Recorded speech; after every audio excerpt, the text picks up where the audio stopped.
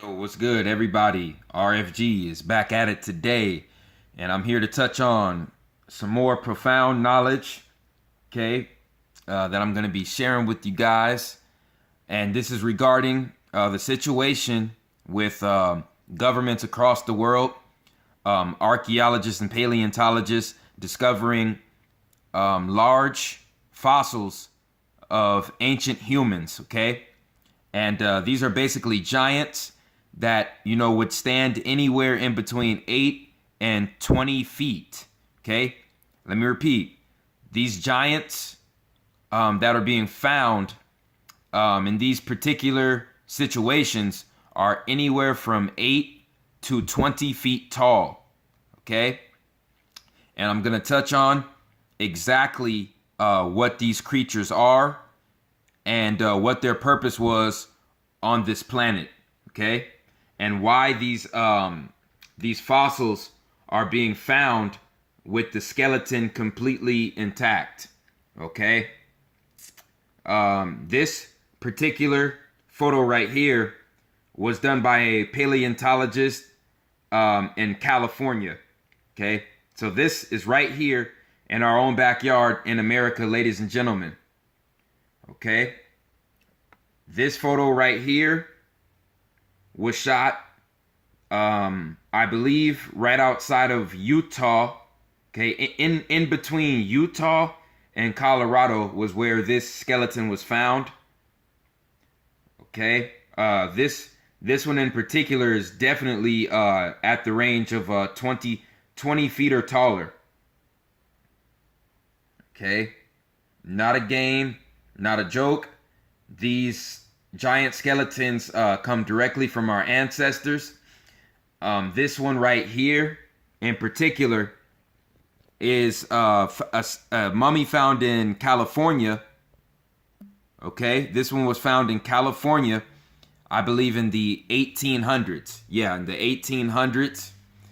And they noticed that, it was the body of this skeleton was mummified just like the mummies in Egypt. Okay, so the ancient archaeologists and paleontologists started putting two and two together, and with all their evidence, they learned and came to the conclusion that this land that we live in right now was just another Egypt. It was another Egyptian society. Okay, and from the evidence that I've been studying in the past couple of months, I believe that the societies that existed in North and South America are just as old, if not older, than the one in Kemet. Okay? So the government wants to keep us focused.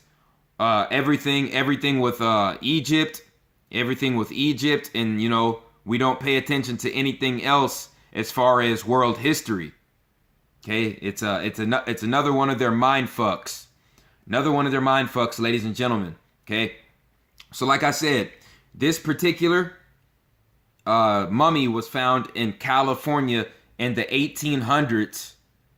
Okay, Dr. Greg Little, AP Magazine. You can look this up for yourself. Okay, this is also a Smithsonian cover-up. A Smithsonian cover-up. Just how the Smithsonian Magazine tried to cover up the pyramid. The pyramid and the mummies in the Grand Canyon in Arizona. Okay, Smithsonian is a crooked organization, and they are actively covering up our ancient ancestors' history. Okay, there were giant melanated beings all over this earth on every single continent, and they were pyramid builders. They were pyramid builders, ladies and gentlemen. Okay, they stood in between 8 and 25 feet tall. This one in particular, okay, let's say that these two gentlemen are in between 5'10" and 6 feet tall. Okay, this right here has to be at least 18 feet tall. At least. Or no, I'd say about 12. Yeah. 12 feet tall. Okay, at the bare minimum, this giant mummy, this giant skeleton right here, is a 12-foot giant. Okay? Many people like to call these individuals the Nephilim, but a lot of them don't understand that the etymology of Nephilim, those three first letters, Nephilim, N-E-P, connects Nephilim to the planet Neptune. And what was Neptune known for? What was Neptune known for, ladies and gentlemen? Neptune was known for harnessing the water, for producing the water, the H2O, the water. The Nephilim, N-E-P, connected to Neptune, which means that these giant beings were amphibious. The Nephilim, ladies and gentlemen, the giants were amphibious. Okay? And there was a great war that broke out on this planet where most of the Nephilim giants died. Okay? If you don't believe me, here's some more proof. Okay, this photo was taken in southern Canada. Okay, I believe it was southern Canada. These archaeologists found these skeletons under a giant wall of glassing. Okay, they were preserved in a giant wall of glass. Now, as we all know, glass cannot be formed on a desert surface unless the temperatures of that surface reach in between 1,800 and 3,000 degrees Fahrenheit. That is a fact. Okay, that is not a belief. That is a fact. Okay, Nephilim skeletons uncovered in Canada. Okay, August 1st, 2011. Okay, this is the information they do not want you to know, ladies and gentlemen. Okay, that is a huge wall of glass, okay, that are encasing these giant Nephilim skeletons inside of them. And all of these giants died at one time. And this is archaeological, paleontologic, and forensic proof. This is forensic evidence that they do not want you to know. Okay, they all perished at the same damn time. And I'm going to be going into specific detail on what took place. Okay, these giants, these Nephilim giants, okay, I'm going to show you this right here. And you can look up this article if you want to. Okay, let's see. The truth about giant skeletons and American Indian mounds. Okay, so this is telling you that this is coming straight from North America. Okay, Smithsonian is covering this up. Okay, and this particular giant was found in California. Okay, this particular giant was 12 feet tall, and it was found in California. Trying to find the particular article where, or the paragraph where it stated California. I found it earlier, but I think it was down further.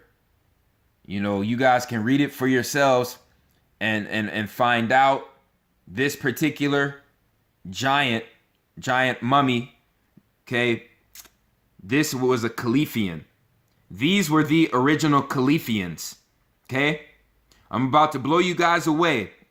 The original Califians were Nephilim gods, were amphibious giants known as Nephilim gods. That's why the first three letters of Nephilim is N-E-P, just like Neptune. Neptune is the planet that is associated with water, okay? So these giants were associated with water because they were amphibious giants. And one of the first areas of the planet where these amphibious giants landed was California. California, okay? That is why California to the elites is sacred land, and they named the biggest city in California Los Angeles. Los Angeles, the lost angels, the fallen angels, Los Angeles, Okay, Los Angeles, which is really lost angels, the fallen angels that manifested a physical body in this dimension. And they came here to what? They came here to harvest gold. The Nephilim came here to harvest gold. What do they call California? The Golden State.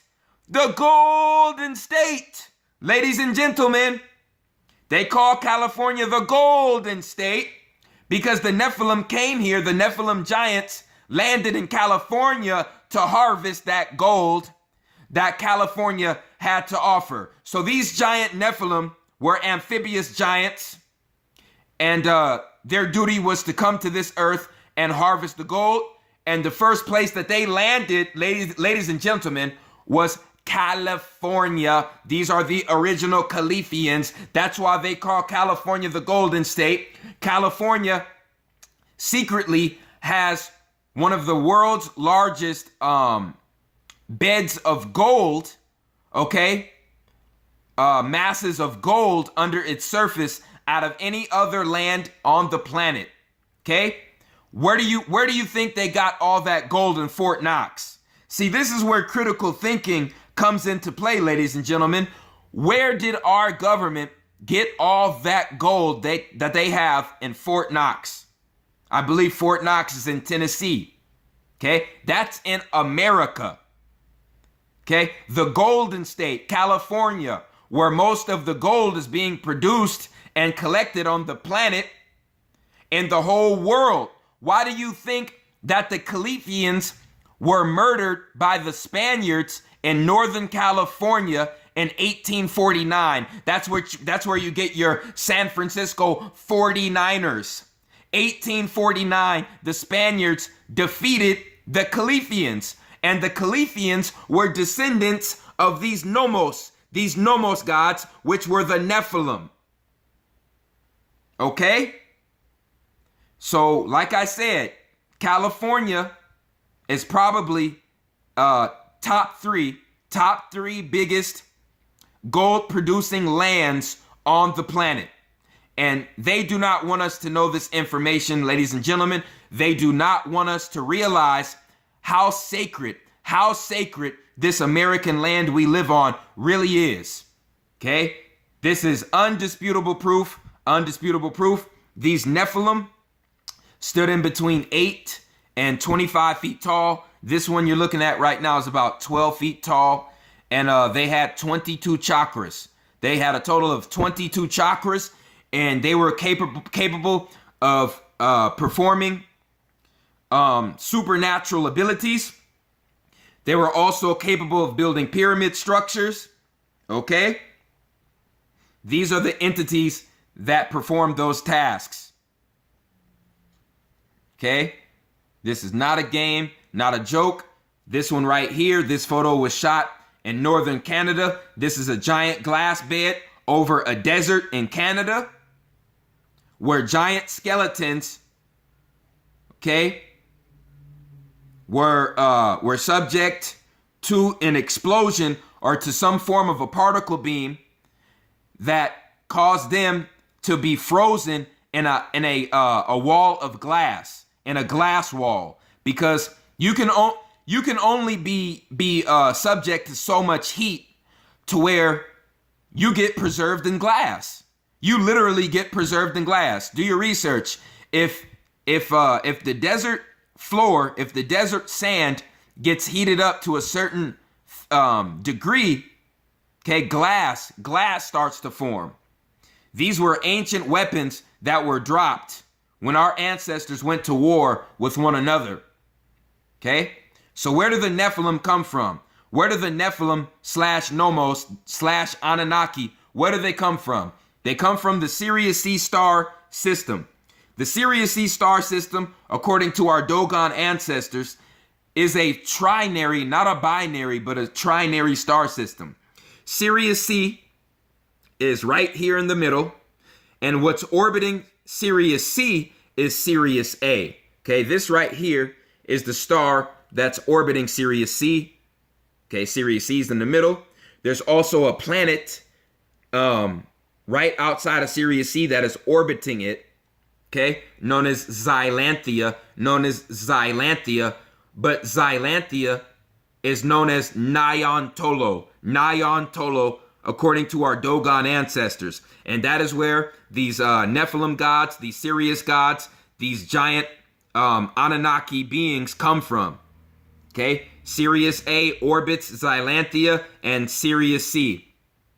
Sirius B orbits both Sirius A and Sirius C. Sirius B orbits both of these stars. Okay, Sirius B also has a planet orbiting around it, but the government decided not to list that. If you go to the Dogon directly, I'll bet you they'll be able to tell you what planet is orbiting Sirius B. Okay? But as far as these gods, these amphibious gods, they come from Sirius C, the planet orbiting Sirius C, which is Xylanthia. Go do your research, ladies and gentlemen. This is profound information that was kept from us for a very, very long time, for thousands of years.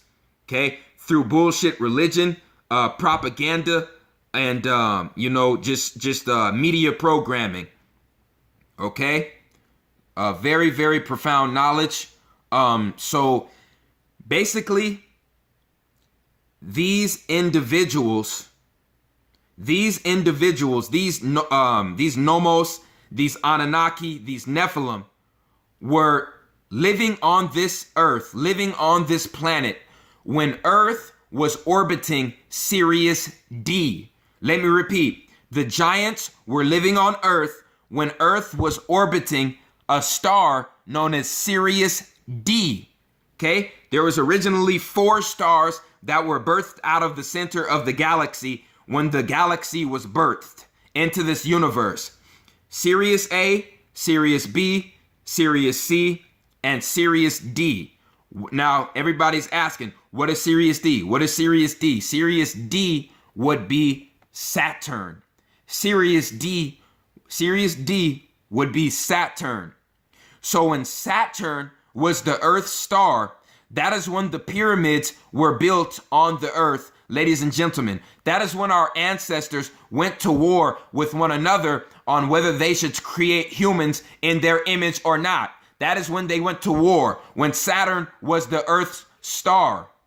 When Saturn was the Earth's star, ladies and gentlemen. Okay? That is how it went down. When the war broke out, there was a weapon that was dropped on the surface of Saturn that was so powerful, it caused Saturn to fall and get bounded, okay, in its own ice ring, and it was bound in a gas planet, okay? The star fell from grace, okay? It lost its power, it became a gas planet, and it was bound in a goddamn ice ring, okay? Also, this is more proof that ancient nuclear weapons, ancient atomic weapons were dropped on the surface of the Earth. Okay? There's these giant beds of silica glass that are being found in the Liberian deserts, okay, the Saharan desert, and this can only be the result of ancient atomic weapons being dropped. Okay? This is what these pieces of silica glass look like. This is what they look like up close. Okay? And according to these archaeologists, this is the area where they found the glass beds. Okay? So right here. Oh, this is coming up. But yeah, if you go to above top secret, I got this information from abovetopsecret.com. They show you the entire area. This is the entire area right here where they found glassing in the Liberian desert. Okay? And it was over miles. It was glassing over miles. And they had to snap a shot of the aerial view of the area where they found these large forms of glassing. Okay? And this is what the particular glass looks like that was extracted by the archaeologists. Okay, this is what the archaeologists had to say about the topic. Okay, seven years after the nuclear test in Alamogordo, New Mexico, Dr. J. Robert Oppenheimer, the father of the atomic bomb, quote unquote, was lecturing at a college when a student asked if it was the first atomic test conducted. Okay. Yes, in modern terms, he replied. So Oppenheimer told the student, yes, in modern terms, which means that Oppenheimer knew that there was evidence that there were ancient nuclear weapons that dropped. Okay. The sentence, enigmatic and incomprehensible at the time, was actually an allusion to ancient Hindu texts that describe an apocalyptic catastrophe that doesn't correlate with volcanic eruptions or other known phenomena. Oppenheimer, who avidly studied ancient Sanskrit, would undoubtedly referring to the passage in the Bhagavad Gita. It's called the Bhagavad Gita, that describes a global disaster caused by an unknown weapon, a ray of iron, Oppenheimer said. Okay? While it may be alarming to scientific community to speak of the existence of atomic weapons before the present cycle of civilization, evidence of this phenomenon seems to whisper its verses in every corner of the planet. Okay? Desert glass. The evidence comes not only from the Hindu verses, but from from ample extensions of fused glass fragments scattered throughout many deserts of the world. Silicon crystals, curiously cast, resemble remarkably the same fragments found after the nuclear explosions in Alamogordo's White Sands atomic testing site. Okay, so that's basically another Area 51 in New Mexico that was doing the atomic testing. And when they were doing the atomic testing on the sand, the sand turned into the same glass that these archaeologists found in the deserts of Libya and Canada. Okay, so that shows proof that, you know, thousands, hundreds of thousands of years ago, you know, our ancestors had those same weapons. 1932, December of 1932, Patrick Clayton, a surveyor of Egyptian Geological Survey, drove between the dunes of the Great Sand Sea, close to the Saad Plateau in Egypt, when he heard crunching under the wheels. Okay, when he examined what was causing the sound, he found great chunks of glass in the sand. The find caught the attention of geologists around the world and planted the seed for one of the biggest modern scientific enigmas: what phenomenon could be capable of raising the temperature of desert sand to at least 3,300 degrees Fahrenheit, casting it into the sheet of solid yellow-green glass. Ladies and gentlemen, this is absolutely mind-blowing, mind-boggling. Absolutely mind-blowing, mind-boggling. Many scientists have sought to explain the dispersion of large glass rocks in the deserts of Libya and Sahara and the Mojave Desert in the United States and many other places in the world as products of gigantic meteorite impacts. However, due to the absence of accompanying craters in the desert, the theory doesn't hold up.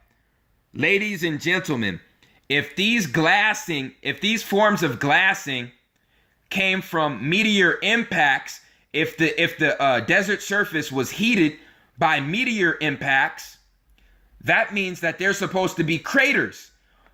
But in all of these sites, ladies and gentlemen, there are no craters.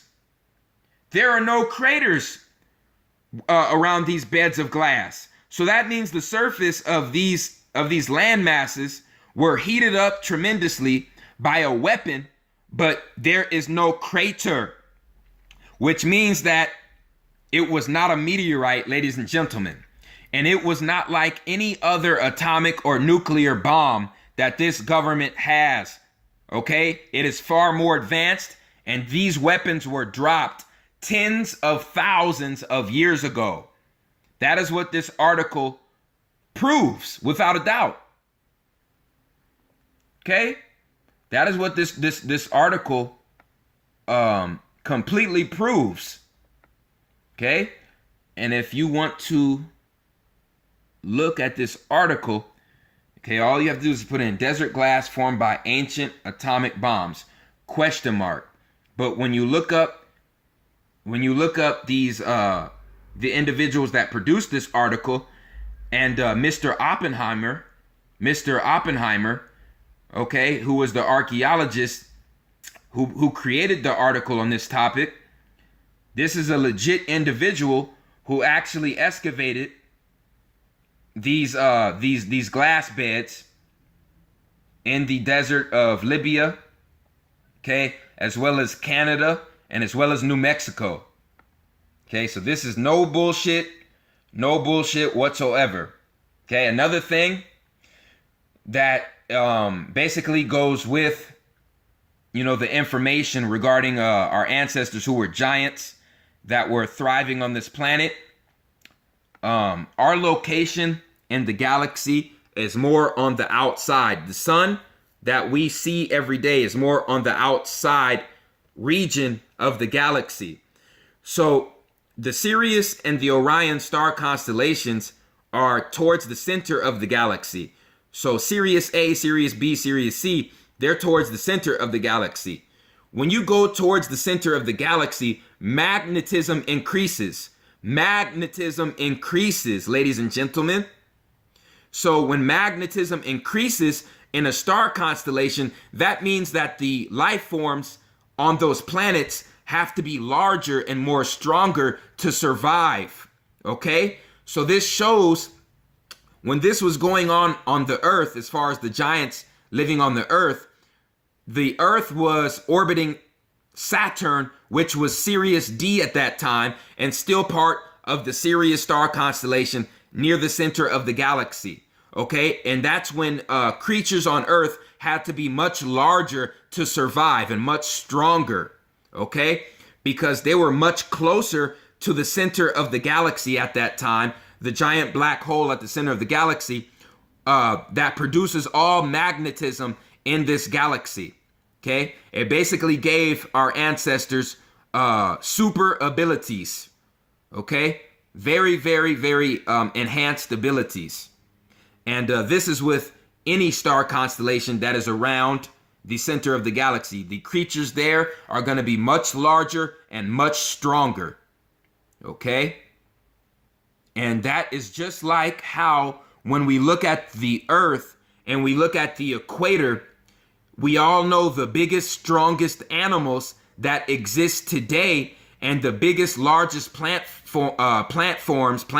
life forms, and the biggest jungles, jungles that produce all the oxygen for us, they're located at the equator, at the center of the planet, at the center of the Earth.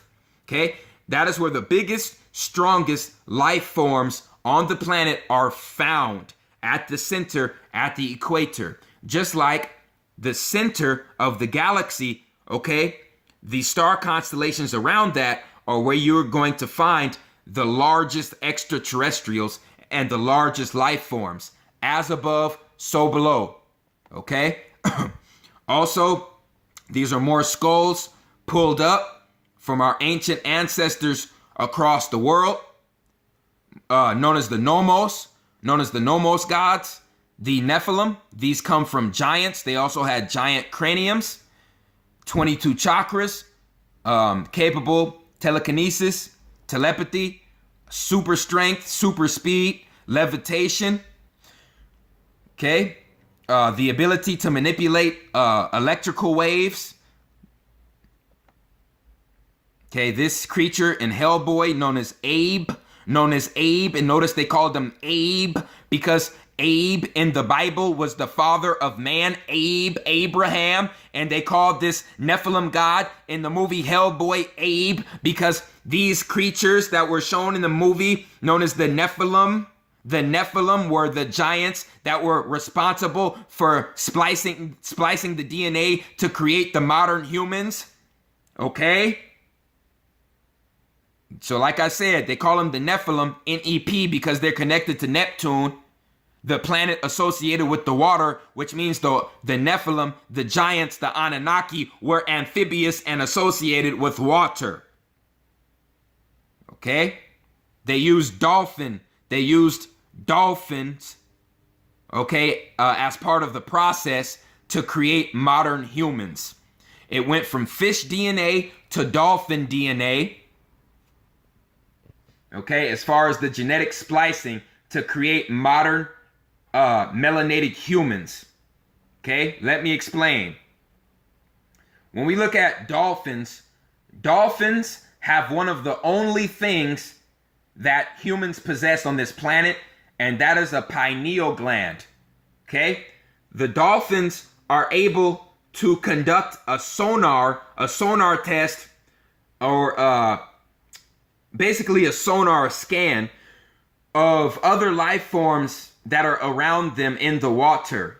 The dolphins can cause their pineal gland to buzz, which produces a sonar ray under the water so they can sense other life forms around them in the water without even using their eyes, without even looking at them. So the dolphin can know you're in its vicinity, you're in its area without even looking at you. That is the power of the pineal gland, ladies and gentlemen. So when you look at the dolphin brain, and the human brain, okay, when you talk about the size of the dolphin and human, it's damn near the same. And the brain of the dolphin and the human is damn near the same. When you look at the elephant, of course the elephant's brain is going to be bigger than the human's, because the elephant is about 20 or 30 times bigger than the human. You see what I'm saying? So when you talk about the size comparison between the human and the dolphin's brain is not that much smaller. And if you do your research deep enough, you will find that the dolphin actually has a pineal gland in its brain. Okay? Dolphin brain, human brain.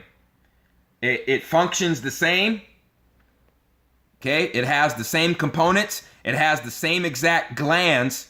The dolphin brain is just a tad bit smaller because humans have a bit more Anunnaki DNA.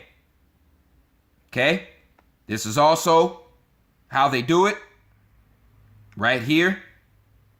Sonar capabilities, ladies and gentlemen.